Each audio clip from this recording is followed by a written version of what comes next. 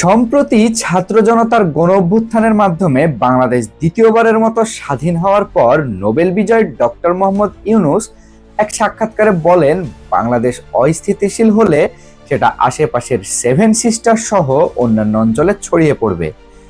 ভারতের উত্তর পূর্ব অঞ্চলের আসাম, অরুণাচল, মেঘালয়, মণিপুর, মিজোরাম, নাগাল্যান্ড এবং ত্রিপুরাকে একসাথে সেভেন সিস্টার্স বলা হয়।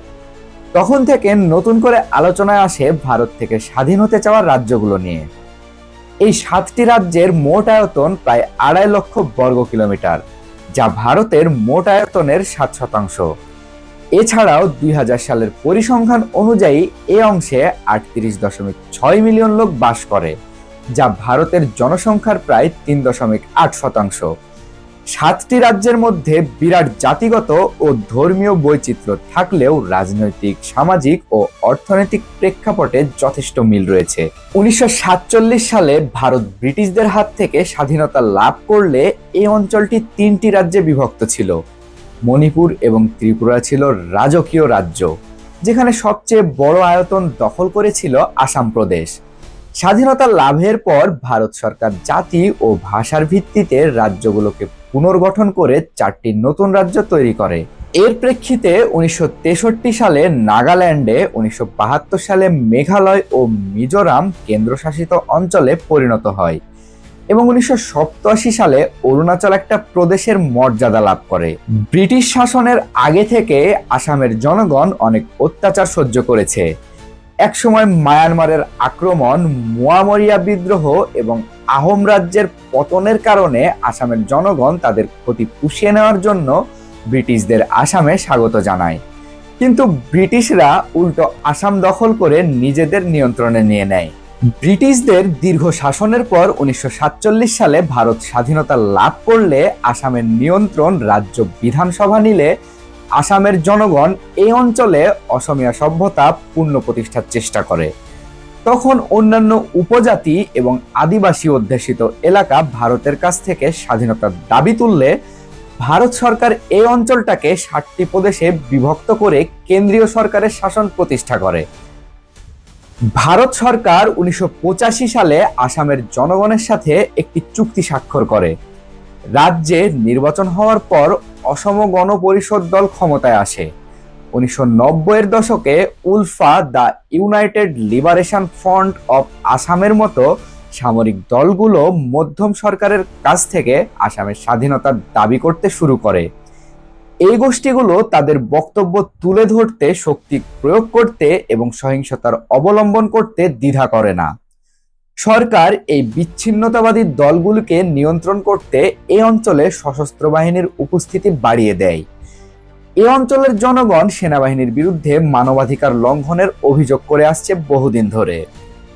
সম্প্রতি ভারতের স্বাধীনতা দিবসে মণিপুরী রাজ্যে কয়েক হাজার লোক নাগা পতাকা উড়িয়ে স্বাধীন ভূমির পক্ষে সমর্থন দিলে বিষয়টি বিশ্ববাসীর নজরে আসে।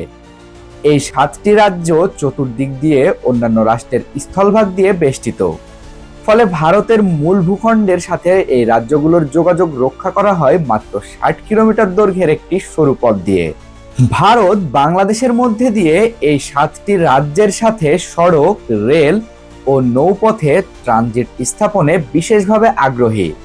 কিন্তু বিশ্লেষকদের দাবি, এমন ট্রানজিট ভারতের স্বার্থ হাসিল করলেও বাংলাদেশের অর্থনীতি বিবেচনায় তেমন সুফল আনতে পারবে না এবং দেশের মানুষ এই ধরনের ট্রানজিট স্বাধীন সার্বভৌম বাংলাদেশের জন্য একটা হুমকি হিসেবে দেখছে।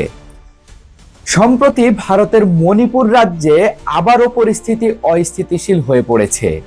স্থানীয় আদিবাসী ও উপজাতিরা তাদের রাজ্যকে ভারত থেকে বিচ্ছিন্ন করতে চায়, আর এই ঘটনায় গত কয়েকদিনে বেশ কিছু প্রাণহানির ঘটনা ঘটেছে। এই আন্দোলনের পেছন থেকে ইন্ধন যোগাচ্ছে কুকিচিন নামে একটা বিদ্রোহী সংগঠন। পরিস্থিতি এতটাই খারাপের দিকে যাচ্ছে, রাজ্য সরকার সেখানে কেন্দ্রীয় সরকারের হস্তক্ষেপ কামনা করছে। এবার সংক্ষেপে কিছু কারণ জানার চেষ্টা করি কেন এসব রাজ্যগুলো আসলে ভারত থেকে আলাদা হতে চায়। দীর্ঘদিন ধরে এই অঞ্চলের লোকজন অনেকটাই অবহেলিত।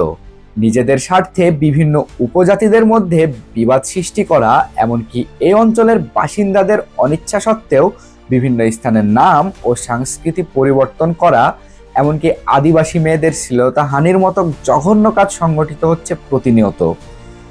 তাছাড়া মূল ভূখণ্ড থেকে অনেকটা দূরে হওয়ায় এখনো এই অঞ্চলের বাসিন্দাদের উত্তর পূর্বের মানুষ হিসেবে চিহ্নিত করা হয়।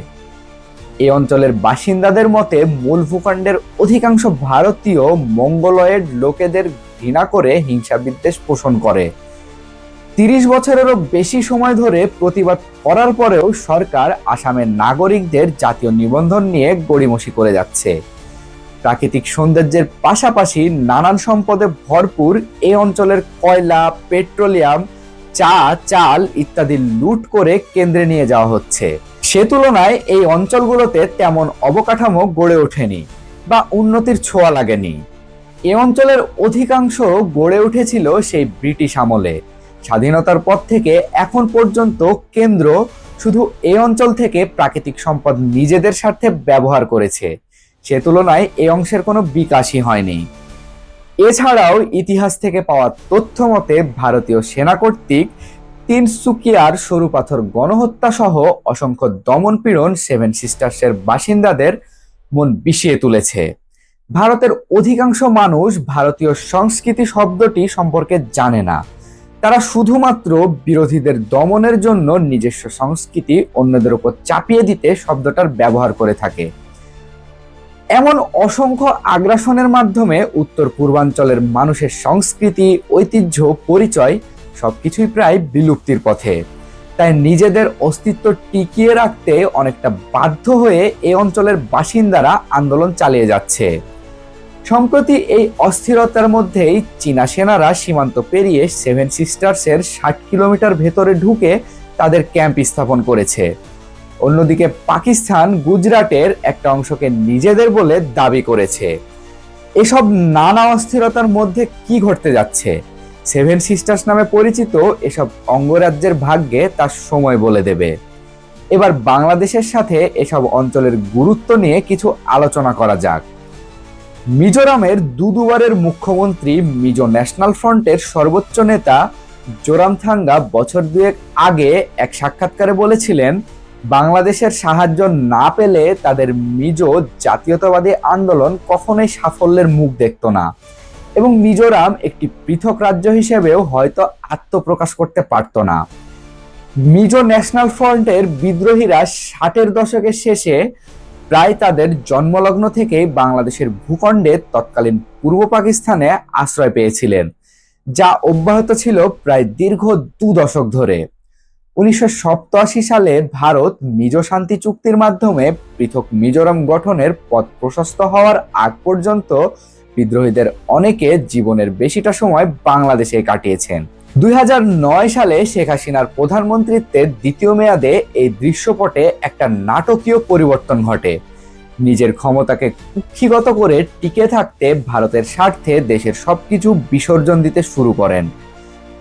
বাংলাদেশের চট্টগ্রাম বন্দর ব্যবহার করে সেভেন সিস্টার্সে পণ্য পরিবহন করা ভারতের জন্য অনেকটা সহজ হয়। তাই তৎকালীন সরকার দেশের স্বার্থ বিসর্জন দিয়ে রাষ্ট্রীয় সম্পদ উজাড় করে দিয়েছে। দেশের সম্পদ বিকিয়ে দিয়েও তৎকালীন প্রধানমন্ত্রী নির্লজ্জের মতো এক সংবাদ সম্মেলনে বলেন, ভারতকে আমি যা দিয়েছি তা তারা সারা জীবন মনে রাখবে। বিতাড়িত হওয়ার আগ পর্যন্ত তৎকালীন প্রধানমন্ত্রী শেখ হাসিনা ভারতের স্বার্থে নানান চুক্তি করার প্রক্রিয়া শুরু করেছিলেন, যার মধ্যে সরাসরি সড়ক ও রেল যোগাযোগ স্থাপন অন্যতম। স্বাধীন দেশের মধ্যে দিয়ে অন্য দেশের এরকম ট্রানজিট সার্বভৌমত্বের জন্য কতটা হুমকির সে বিষয় বিবেচনা না করেই শুধুমাত্র নিজের ক্ষমতা টিকিয়ে রাখার বন্দোবস্ত করতে চেয়েছিলেন তিনি। যাই হোক, জুলুম করে কেউ কোনোদিন পার পায়নি। তাই ভারত সরকারের উচিত হবে শান্তিপূর্ণভাবে এসব সমস্যার সমাধান করা। উত্তর পূর্ব ভারতের এই রাজ্যগুলি চীন, মিয়ানমার, ভুটান এবং বাংলাদেশ সহ আন্তর্জাতিক সীমান্তের নিকটবর্তী হওয়ায় সেভেন সিস্টার্স কৌশলগত দৃষ্টিকোণ থেকে গুরুত্বপূর্ণ। দেশাত্মবোধ থাকা ভালো, কিন্তু সেটা করতে গিয়ে অন্য দেশের উপর আগ্রাসন চালালে বা নিজের কর্তৃত্ব ফলাতে চাইলে সেটা ভালো কোনো ফল বয়ে আনে না। সেটা নিশ্চয়ই ভারত তার প্রত্যেকটা প্রতিবেশী রাষ্ট্রের সাথে সম্পর্ক নষ্টের মাধ্যমে টের পাচ্ছে। আজ এই পর্যন্তই। ভিডিওটি ভালো লাগলে অবশ্যই আমাদের চ্যানেলটি সাবস্ক্রাইব করবেন। ভালো থাকবেন সবাই, ধন্যবাদ।